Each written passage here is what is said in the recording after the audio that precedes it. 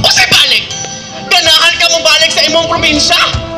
Mugkaon mo og bunbun? Or ganahan mo ilawig ka mo sa kasabutan? Tita! Lainan yung nasabutan ni Mama! Mingon ka mang mag-waitress bisaw sa restaurant! Pero ano kinahanglang makubutan mi? Ayaw sig daghang storya dahil kung di ka ganahan mo balik sa imong lawa o magkit-kit sa inyong tudlo! O kung mao man na imo'y pabuhat na mo, mas gusto na namin mo balik sa mong probinsya!